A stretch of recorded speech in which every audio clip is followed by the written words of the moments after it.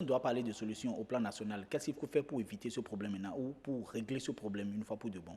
Pour régler ce problème une fois pour de bon, c'est que je me rappelle, hein, dans les années 70, la même situation s'est posée dans les années 70 au Bénin ici. Malheureusement que nous ne tirons pas leçon.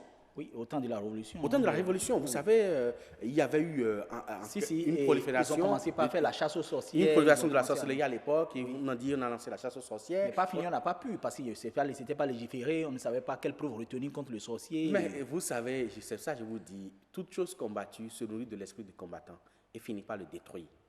Et c'est ça qui a détruit notre nation. Quand ça a commencé au milieu des années 70, ça a continué jusqu'au milieu des années 80. Et conséquence, c'est quoi? On a coupé beaucoup d'arbres sacrés où des divinités telles que le Dan, le Tohosu abritaient, sous prétexte que c'est le lieu de regroupement de la sorcellerie. Et les conséquences se sont abattues sur le pays au point où il y avait la sécheresse et le maïs était devenu nivaquine à l'époque. Et pour avoir, quand on retrouve même une mesure de maïs chez toi, mais on te poursuit.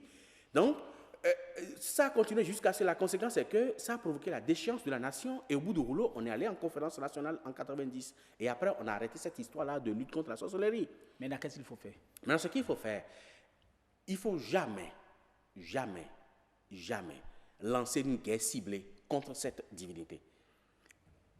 D'accord. Sinon, okay, ça va provoquer un carnage pour notre nation. La première des choses, il faut arrêter d'abord la saignée. En faisant? En arrêtant la source. Ok. Il y a une région démiurgique par rapport à cette divinité-là. Nous connaissons la région. Et on peut mettre la main sur cette divinité qui en transmettent. Première des choses. Deuxième chose, le plus grand problème au niveau de notre tradition au Bénin, ce qui n'est pas le cas au niveau de l'Afrique de l'Ouest, c'est qu'on n'a jamais légiféré sur notre tradition. Alors que cela réglemente en quelque sorte la quasi-totalité de notre existence.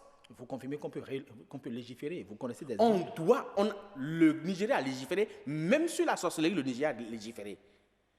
Le Ghana a légiféré sur la tradition et même sur la sorcellerie, et même sur les vaudous. La Côte d'Ivoire a légiféré, le Gabon a légiféré, le Cameroun a légiféré, même RDC Congo.